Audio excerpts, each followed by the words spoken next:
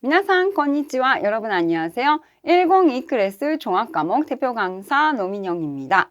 자, 오늘 세계사 9번째 강의는요. 유럽의 재편성 2번째가 되겠습니다. 자, 오늘의 학습 내용부터 확인해 보도록 하겠습니다. 자, 먼저 첫 번째는요. 이탈리아의 통일에 대해서 알아보도록 하고요. 두 번째는 독일의 통일에 대해서 알아보도록 하겠습니다. 자, 그러면은 유럽의 재편성 2번째 기본 다지기 시작해 보도록 하겠습니다. 자, 첫 번째 포인트죠. 이탈리아의 통일이 되겠습니다. 자, 그런데 통일 전 이탈리아의 상황을 보면은 통일이 그렇게 쉽게 이루어질 것 같지는 않습니다. 자, 바로 이탈리아 여러 지역으로 나눠져 있었고요. 게다가 오스트리아와 프랑스에게 지배를 당하고 있었기 때문입니다. 자, 바로 오스트리아령이죠. 사르디니아 오오코크, 사르디니아 왕국이 있었고요. 자, 그리고 여러분 기억나시나요? 빈 의정서에 의해서 오스트리아가 이탈리아 북부 두 곳을 획득하게 됩니다. 바로 롬바르디아 그리고 베네치아가 되겠습니다. 자, 거기다가 미나미 티로르, 남티롤까지 해서 오스트리아령이 되고요. 자, 그리고 프랑스령도 있습니다. 추부 이탈리아, 중부 이탈리아, 교고령, 교황령, 그리고 료시치리아 오오코크, 양시치리아 왕국, 이렇게 프랑스령과 오스트리아령으로 나눠져 있었다라는 거 기억해 두세요. 자, 지도에서 다시 확인을 해보도록 하겠습니다. 딱 봐도 너무 복잡하죠? 자, 여기 이 빨간색 보시면요. 사르디니아 오오코크, 사르디니아 왕국이 있습니다. 그리고 미나미 티로르, 베네치아, 롬바르디아 여기까지가 오스트리아령이 되는 거죠. 자, 그리고 추부 이탈리아, 중부 이탈리아와 교황령 그리고 양시치리아 왕국까지가 프랑스령이 되겠습니다.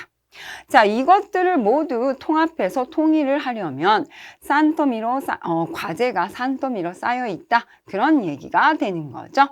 자, 그래서 통일을 위해서 나선 나라가 있습니다. 바로 사르디니아 오오코크, 사르디니아 왕국이 되겠습니다. 자, 그 이탈리아 통일의 주역 바로 사르디니아 왕국의 가브르라는 수상이 되는 거죠. 자, 이 사람이 여러 방면으로 애를 쓰면서 결국 이탈리아 통일을 시작을 하게 되는데요. 자, 그 첫 번째가 바로 1853년에 크리미아戦争의 참전이 되겠습니다. 자, 지난 시간에 우리 크림 전쟁에 대해서 알아봤습니다. 자, 사르디니아 왕국, 사실 크림 전쟁과는 이해관계가 없습니다. 자, 그 전쟁에 참전해서 승리를 했다고 해서 이탈리아 통일이 이루어지는 것은 아니에요. 하지만 왜 참전을 했느냐? 바로 국제사회에 얼굴 도장을 찍기 위해서였습니다. 자, 실제로 이 전쟁에 참전을 하면서 사르디니아 왕국의 국제적 지위가 향상이 됩니다. 자, 그렇게 해서 1859년에 일어난 이탈리아 도이치센소, 이탈리아 통일 전쟁에서는 그 보람대로 프랑스의 도움을 받게 되는 거죠. 자, 그렇게 해서 사르디니아 왕국과 프랑스가 오스트리아와 싸우게 됩니다.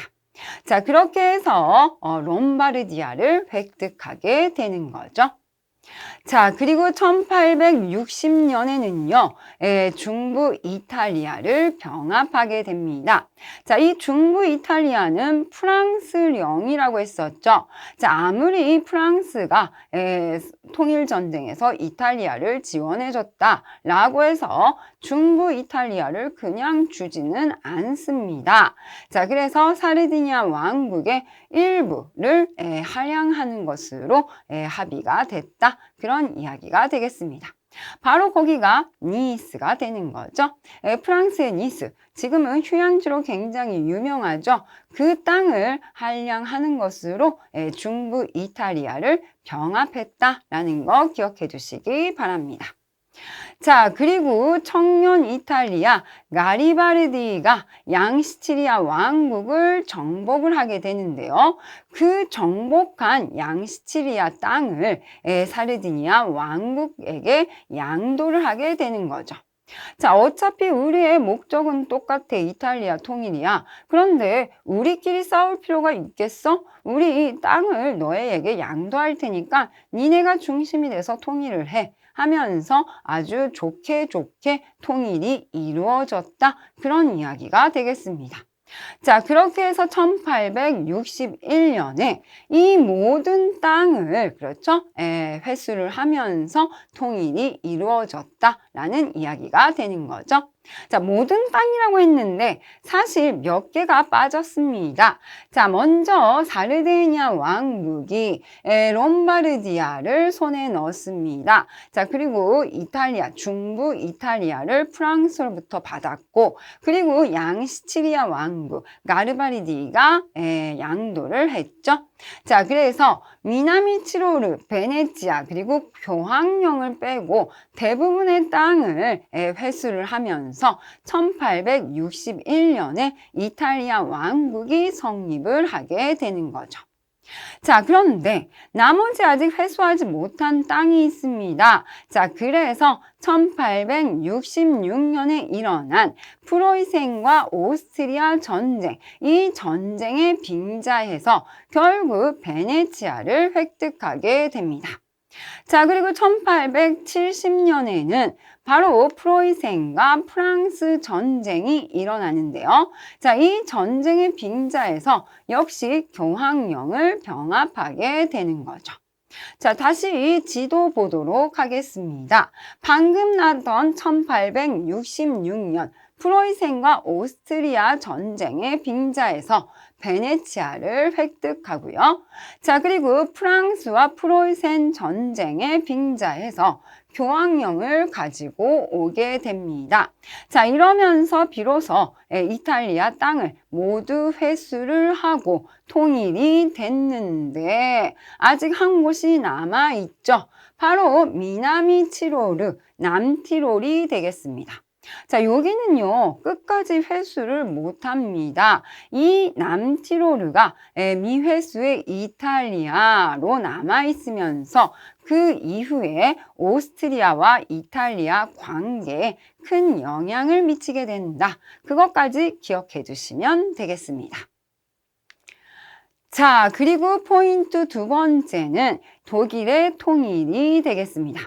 자, 독일의 통일은요, 비스마르크의 등장 전과 그리고 비스마르크의 등장 후로 나눠지게 됩니다. 자, 여기 사진 보이시죠? 바로 비스마르크가 되는데요. 자, 비스마르크가 등장하기 전부터 이미 독일에서는 통일에 대한 이야기가 나와 있었습니다. 그런 움직임이 있었죠. 하지만 통일이 그렇게 쉽게 이루어지지는 않았습니다. 자, 그 과정부터 한번 보도록 하겠습니다. 자, 먼저 1848년이죠. 프랑스 2월 혁명이 주변 국가에 확산을 하게 됩니다. 자, 그 2월 혁명의 영향으로 베를린 3월 혁명이 일어나게 되는 거죠. 자, 그 베를린 3월 혁명에 의해서 독일에서는 통일에 대한 움직임이 시작이 됩니다. 자, 그리고 같은 3월에 그 통일에 대해서 논의를 하기 위해서 프랑크푸르트 국민의회가 개최가 되는 거죠. 자, 여기서 대독일주의와 소독일주의라는 통일의 안이 나오게 되는데요. 자, 이거 지난 시간에 이미 나왔었습니다. 대독일주의는 오스트리아를 중심으로, 소독일주의는 오스트리아를 배제하고 프로이센 중심으로 통일을 하자라는 그런 안이 되는데요. 결국 소독일주의로 결과가 났습니다. 그런데 그 당시 프로이센 국왕이 그것을 거절했다라고 했었죠. 나는 오스트리아를 배제하고 우리끼리 통일하고 싶지 않아. 아직 그 당시에는 오스트리아의 세력이 강했습니다. 그렇기 때문에 오스트리아를 배제하고 프로이센이 중심돼서 독일 통일하는 것은 사실 불가능에 가까웠다라는 이야기가 되는 거죠. 자, 결국 통일은 무산이 되고 맙니다. 자, 그 이후에 1862년 비스마르크가 프로이센 재상으로 취임을 하게 되는데요. 자, 그가 내세웠던 것이 바로 철혈 정책이 되겠습니다. 데케츠세사크가 되는 거죠. 자, 이 철이라는 것은 무기를 얘기하고요. 자, 그리고 피가 흐르는 병사. 결국 우리는 군사력을 확장시켜서 전쟁을 통해서 통일을 해야 돼 하는 철혈 정책을 내세우게 됩니다. 자, 이 철혈 정책이라는 것은 의회 동의 없이 군사력을 확장할 수 있는 군국주의 정책이 되겠습니다. 자, 이 정책을 실시하면서 결국 1866년에 프로이센 오스트리아 전쟁이 발발하게 됩니다. 자, 이 전쟁에서 프로이센이 승리를 거두게 되는데요. 이 전쟁을 통해서 더 이상 우리는 오스트리아의 아우가 아니다. 오스트리아 밑에 있는 오스트리아에 싸워서 이기지 못하는 그런 약한 나라가 아니다라는 것을 증명하게 되는 거죠. 자, 그러면서 맹주가 오스트리아였던 독일 연방이 해체가 됩니다. 자, 그리고 전쟁에 패배한 오스트리아는요, 프로이센에게 패배함으로써 아마 오스트리아 영해에 있는 여러 나라들이 독립을 하겠다라고 나서겠죠. 그것을 피하기 위해서 헝가리에게 제국이라는 명칭을 하사하게 됩니다. 오케이, 너네는 그냥 통일된 독립한 국가야. 하지만 너네 황제는 오스트리아 황제야. 그러니까 한 황제 밑에 두 제국이 있는 거야 하면서 오스트리아 헝가리 제국을 성립시키게 되는 거죠. 자, 이것은 이미 헝가리는 오스트리아 영이었지만 독립을 하겠다라는 것을 하는 것을 억제하기 위해서 헝가리 제국으로 그렇죠? 만들어줬다라는 거 기억해 두시기 바랍니다. 자, 그리고 1870년에는 그렇죠? 프로이센 프랑스 전쟁을 통해서 역시 프로이센이 승리를 하게 됩니다. 자, 프랑스는 자기 나라 옆에 독일이라는 막대한 국가가 만들어지는 것을 계속 견제했었어요. 그래서 통일에 대해서 간섭을 했었습니다. 그 프랑스를 무찌르면서 비로소 독일 제국이 성립을 하게 되는 거죠. 자, 그러면서 1871년에는 프랑스인들의 자존심, 베르사유 궁전에서 독일 제국 성립을 선언하게 됩니다. 자, 이것 때문에 프랑스인들의 자존심에 스크래치가 갔다라는 거 지난 시간에 얘기를 했었죠. 자, 이것 때문에 프랑스인과 독일인 사이가 굉장히 나빠졌다라는 거 기억해 두시기 바랍니다. 자, 그리고 독일 제국이 만들어지면서 그 이후에 비스마르크의 정치 어떻게 변했는지 보도록 하겠습니다. 자, 먼저 무역에 있어서는 보호무역 정책을 실시하게 됩니다. 왜 그러느냐? 아직 독일은 선진국이 아니었어요. 앞으로 경제의 발전을 계속 해나가야 되는 개발도상 국가였습니다. 그래서 자유무역보다는 보호무역을 통해서 국내 산업을 보호하려고 했습니다. 자, 그 덕분에 철강이나 화학공업 등이 급성장하게 됐다라는 거 기억해 두시기 바랍니다. 자, 그리고 두 번째는요, 아메토무치의 정책이 되겠습니다. 자, 아메는 일본어로 사탕이 되는 거죠. 무치는 채찍이 되겠습니다. 그래서 사탕과 채찍의 정책이 되는데요. 우리나라 말로 하면은 당근과 채찍 그렇게 기억해 주시면 되겠습니다. 자, 이게 무슨 얘기인가 하면요. 자, 보시면은 노동자의 생활 안정을 위해서 사회보험제도를 정비합니다. 노동자의 생활을 안정되기 위해서, 노동자를 위해서 사회보험제도를 정비하게 되는 거죠. 자, 그런데 그 한편으로는 노동자들의 노동운동, 사회주의자 진압법을 만들어서 그 운동을 진압하게 되는 거죠. 그래서 당근과 채찍을 적절하게 시행하는 그런 정책이다 해서 아메토 무치의 정책이 됩니다. 자, 그리고요, 프랑스에 대해서는 프랑스를 철저하게 고립시키는 외교 정책을 펼치게 되는데요. 자, 방금 전에 나왔듯이 독일 제국이 성립을 했을 때 프랑스인들의 자존심과 같은 베르사유 궁전에서 그 성립을 선언하게 됩니다. 자, 이것이 프랑스인들에게는 굉장히 자존심 상하는 그런 일이 됩니다. 자, 그런데 비스마르크 생각해요. 만약에 프랑스에 다시 나폴레옹과 같은 영웅이 등장하게 되면은 얘네들 분명히 우리한테 복수하겠는데? 그러면 안 되지 하면서 철저하게 프랑스를 고립시키는 외교를 펼쳤다. 프랑스의 보복을 두려워했다. 그런 이야기가 되겠습니다.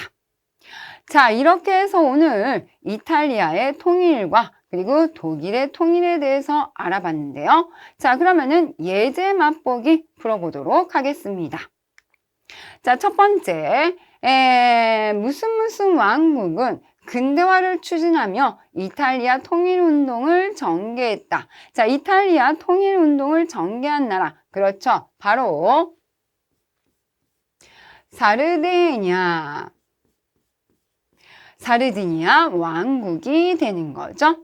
자, 그 사르디니아 왕국은 무슨 전쟁에 참전해 국제적 지위를 향상시켰다. 그렇죠. 벌써 몇 번 나왔습니다.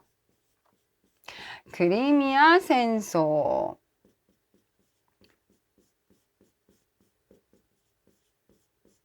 크림 전쟁이 되는 거죠. 자, 그 전쟁에 이해관계는 없었지만 참전함으로써 국제적 지위를 향상시키고 그리고 어디에 대비했다? 그렇죠. 이탈리아 통일에 대비했다. 그렇죠? 통일 전쟁에 대비했다. 그렇게 알아두시면 되겠습니다. 자, 그리고 두 번째 보겠습니다. 비스마르크는 프로이센 국왕 빌헬무 1세에 의해서 재상으로 임명되자 뭐뭇을 내세워 군사력에 의한 독일 통일을 목표로 하였다라고 했습니다. 그렇죠. 우리는 통일을 하려면 전쟁을 해야 돼. 전쟁을 하기 위해서는 철로 만들어진 무기와 피가 흐르는 병사가 필요해. 철혈 정책이 되겠습니다.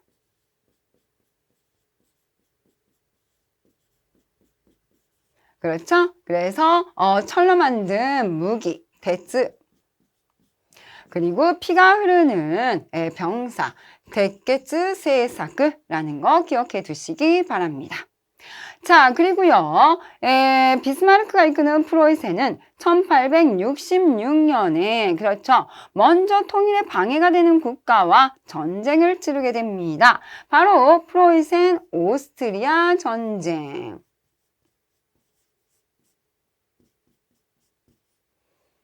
잠시만요.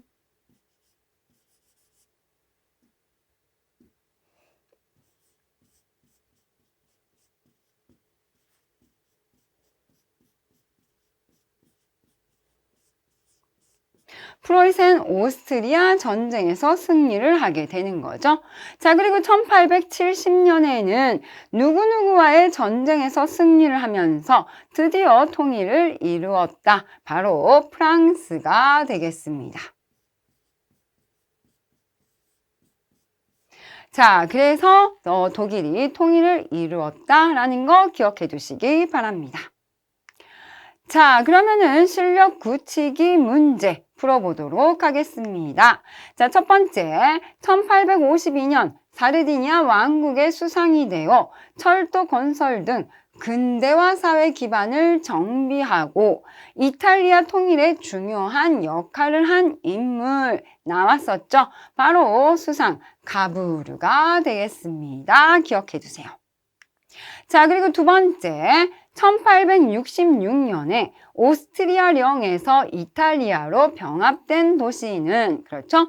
자, 이탈리아가 1861년에 이탈리아 왕국이 성립이 되면서 통일이 됩니다.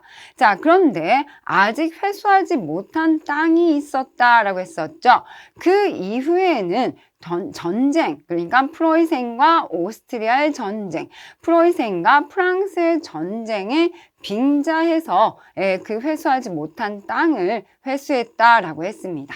자, 첫 번째 1866년에는 프로이센과 오스트리아 전쟁에서 오스트리아가 패배를 하면서 그 전쟁에 빙자해서 오스트리아 영에서 이탈리아로 병합한 도시가 있습니다. 바로 베네치아가 되는 거죠. 기억해 두시기 바랍니다.